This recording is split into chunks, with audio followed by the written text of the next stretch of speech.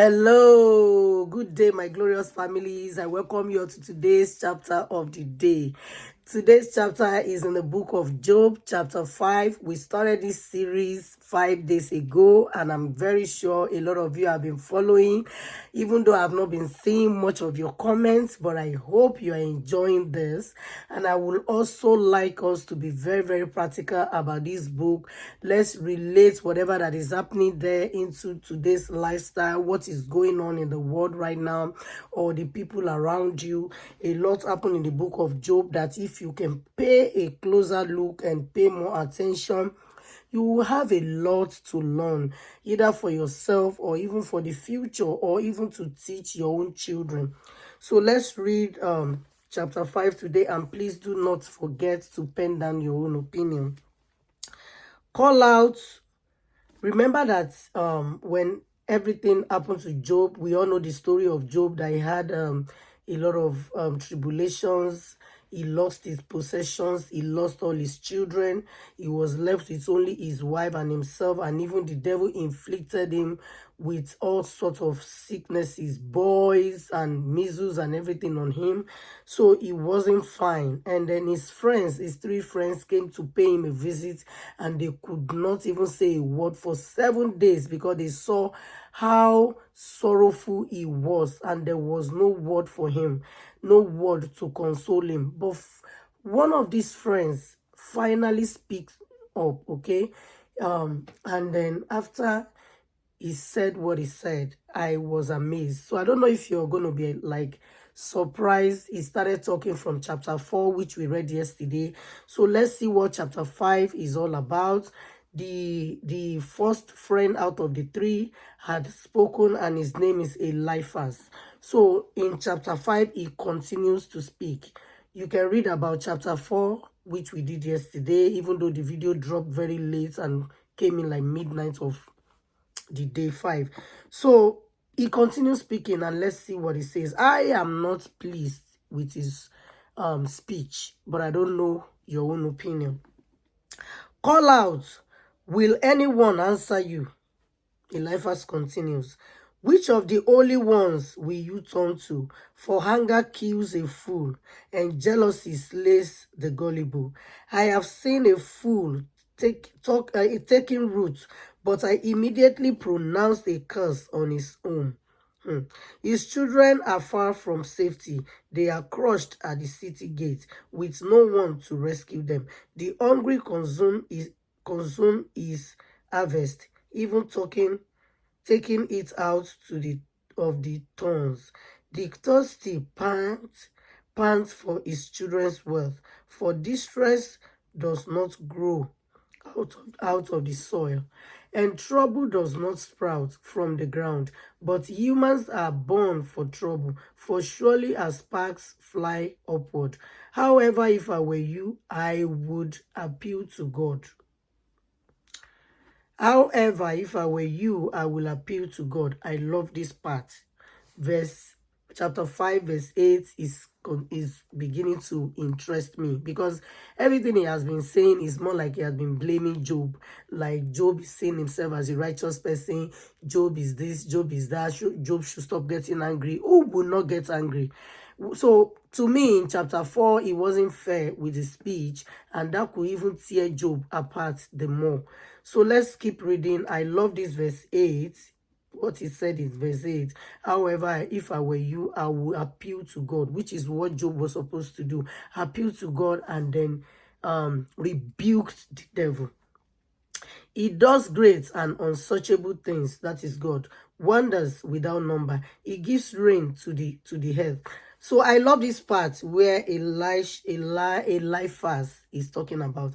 He said, however, if I were you, I will appeal to God and would present my case to him. He does great and unsearchable things, wonders without number. He gives rain to the earth and sends water to the fields. He sets the lowly on high, and mourners are lifted to safety. Mourners are lifted to safety. Mourners are lifted to safety. If you have ever mourned or your money, I pray that the Lord will lift you to safety in the name of Jesus. And I pray that we will never mourn in the name of Jesus. He frustrates the schemes of the crafty so that they achieve no success. He straps the wise in their craftiness so that the plans of the deceptive are quickly brought to an end. They encounter darkness by the day and they grope at noon as if it were night. He saves the needy from their sharp words and from the clutches of the powerful. So the poor have hope and injustice shuts its mouth. See how happy is the person whom God corrects. So do not reject the discipline of the Almighty. So to Eliphaz, he believes God is punishing Job. He believes God is disciplining Job. He believes he believes that God loves Job, and that is why God is disciplining Job. So they believe all these are punishments from God to Job. That is so Eliphaz's opinion. So let's continue. He says, so how happy is the person whom God corrects? So as for us, this is one lesson we should learn, that because somebody like myself, I always know how God scolds me whenever I mess up. So like sometimes it will be my mind disturbing me. Please take note, this video will be more than 10 minutes. The study of the book of Job might be more than 10 minutes, okay? So each video might be more than 10 minutes or may not be more than 10 minutes. So let's be prepared and don't be upset with me because I need to add my own opinion. I won't just read and leave. The essence is for us to study, not to read. So do not reject the discipline of the Almighty, for he wounds, but he also bandages. Oh, Jesus. I love this version of the Bible that I'm reading. For he wounds, he said, God will wound you, deal with you, and then, pamper you again. He will wound you, then he will put bandage to heal your wound again. So, because he's your father, he has to discipline you. We all discipline our children, and we just mind the way we do it. So this wound is not a physical wound the Bible is talking about. It's talking about God disciplining you and also draw you back with the hands of love. So do not reject his discipline, for he wounds, but he also bandages. He strikes, but his hands also heal. He will rescue you from 6 calamities. Oh Lord, no harm will touch you in 7. I'm hysterical because I love it. In famine, he will redeem you from death. You will be safe from slander and not fear destruction when it comes. You will laugh at destruction and hunger and not fear the land's wild creatures. For you will have a covenant with the stones of the field, and the wild animals will be at peace with you. You will know that your tent is secure and nothing will be missing when you inspect your home.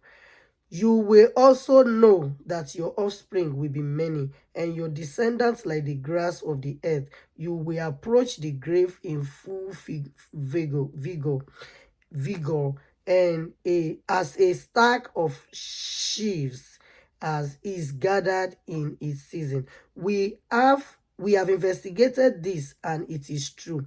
Hear it and understand it for yourself. Okay, that's verse 27. What does 20? Okay, that's verse 27, and that's the end of verse 5, chapter 5. So to me, I love what Eliphaz said from verses 8 through the end of chapter 5, which is verses 8 through 27. He spoke well this time around, and I think he will say the same in chapter 6.